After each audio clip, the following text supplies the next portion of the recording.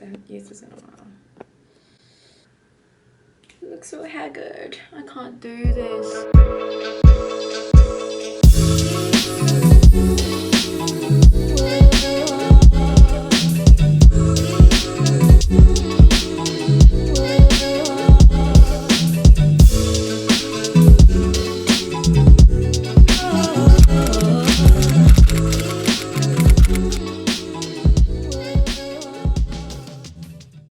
Hey guys, it's Rochelle and welcome back to my channel. So first of all, excuse my face, and I literally didn't even do anything or like didn't do much because I just came from the gym and I felt like making a sit down kind of vlog.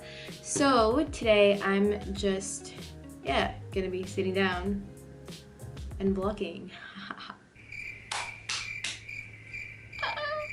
Okay, so today's vlog, I wanted to do a sit down vlog because I wanted to talk about things that an international student should consider when moving to Australia. And trust me, it's fun being an international student, but the first few steps of the process is something that I think people fail to think about. So I'm making this video for all you guys who are interested to move to Australia or to Brisbane or to Sydney or to wherever.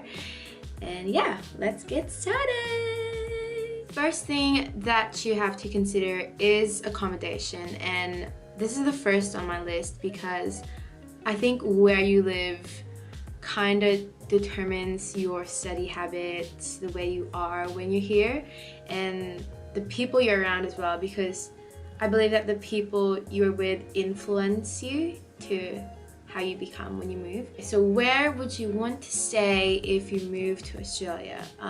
First thing on my list is a share house, and this is something common that I've seen in students, not just international but domestic as well. So the cost of this would be around 140 to 200 a week, and this I believe does not include utilities. Usually, you know, share house, you're obviously with other people, so I guess you have to talk amongst yourselves towards, you know, how much do you pay for like the water, the electricity, and all that kind of stuff. So I guess you have to work it out. And one website I would recommend to look through this is flatmates.com.au. I'm gonna put the link down below so you guys can look through some possible share houses that you guys want to consider. A second option is a homestay, and this would be around 250 to 300 a week. And obviously homestay means you're living with a host family that will accommodate you, so that usually would include utilities, includes a meal sometimes. I guess it depends on what kind of family you're staying with, and it's got the internet, which is a utility, but you guys know that. So anyways, but yeah, if you want to experience like the culture of the country, I think homestay would be a really good option. One disadvantage though is I think that most homestays aren't really city-based, it's more like suburban, so I guess you need to consider location. Third option is a student accommodation, and that's where I'm currently at right now. So student accommodation would usually include a furnished bedroom like mine, which, excuse me, is very messy. But yeah, it usually includes a furnished bedroom, it's got all the utilities, and what else? And you've got 24-hour support, so you've got reception, which is really good, I think, because you also take into consideration your safety, so it's really good. There's student accommodations around Brisbane like Igloo, Atira, Scape, Urban Nest, whatever, I don't know, but I'm currently staying at Student 1, and I personally would choose this over other places.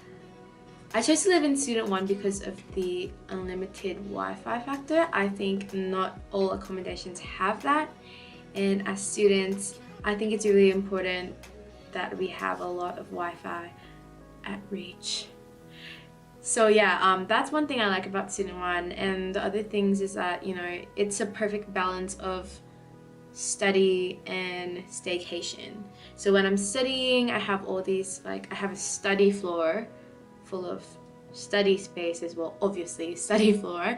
And when I'm not studying, you know, I have the pool, have the gym, barbecue areas, a sky lounge. Not to mention, this is the tallest student accommodation. Ugh. Tallest student accommodation.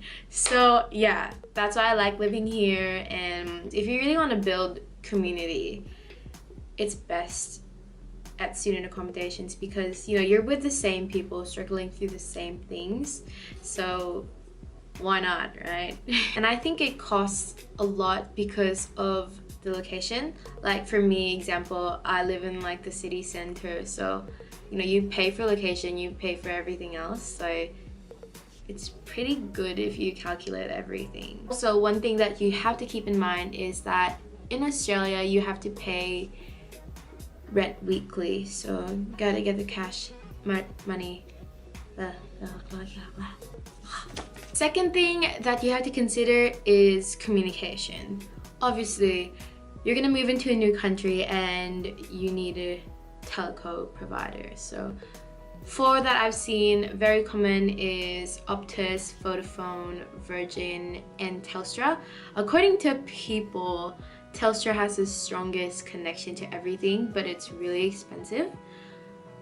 But then again, your choice. I would recommend that you get a 12 to 24 month plan, taking into consideration how long you're staying in Australia. And if you're an international student, you need to bring a proof of Australian address. So that could be like a bank statement with where you live, a proof of enrollment, that could be student ID or a COE, which stands for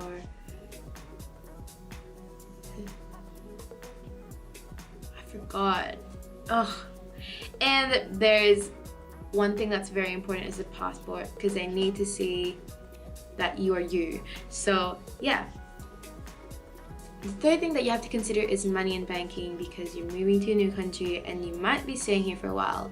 So two banks that I would recommend is ANZ and Combank, and this is mostly what I've seen through studying at an international college here. And it's honestly really easy. Just get into the bank, make sure that someone assists you, and you'll be good to go. Make sure to bring your passport or a birth certificate, a proof of enrollment again, so your student ID. Oof, need a break. Ooh. Lastly, one of the most important, I think, is employment. And I don't think employment is important because of money. Yes, that is one factor, but I think it's also important to build professional relationships moving into a new country, because that can eventually help you to future job opportunities, which I think is really important as an international student. Obviously, you're new, and you know, knowing people is key. I think in some countries you can't work, but in Australia you're allowed to work 40 hours per fortnight. Fortnight means every 2 weeks. So let's say, example, you work 1 week and you did 20, and then another week, the week after that, is 20. So you could do 40 hours per fortnight, so basically 20 hours per week. And if you're going to be working, it's best to apply for a TFN, a tax file number, via ATO, Australian Tax Office. So much abbreviations, I can't. Employment doesn't mean like, you know, casual job or part-time job. I think that also means like volunteering and reaching out to organizations, because that builds you a sense of friendship and a sense of community as well. So like, for example, I did volunteering for the Royal Queensland show, so the ECA. I helped out with the backstage at the fashion show, and it was a really good experience to see, you know, what was going on behind the scenes. And I also did Brisbane Festival, so it's like a music festival, has a lot of activities. So yeah, I think volunteering is good for gaining experience, especially if you don't work at all or you've never worked in your country. Because yeah, in my country I didn't work at all, so moving into Australia was actually the first time I worked. Alongside employment, I think it's important that you have a resume so you can give it out to your future employers and things to include in a resume. Okay. So obviously you need your name, your address, your number, your email, and all that stuff, like basic info. If you're an international student, best to put, you know, your visa, how long you're staying. Yeah, and put a little bit of stuff about you in it too, so people who want to employ you know a bit of your background. So that concludes my sit down video today. I hope you guys enjoyed it, and if you do, give it a thumbs up, and if you don't, you can give it a thumbs down. That's fine with me too. Criticism is all good. And if you haven't yet, subscribe to my channel so you guys know when I'm posting videos. And yeah, see you on my next vlog.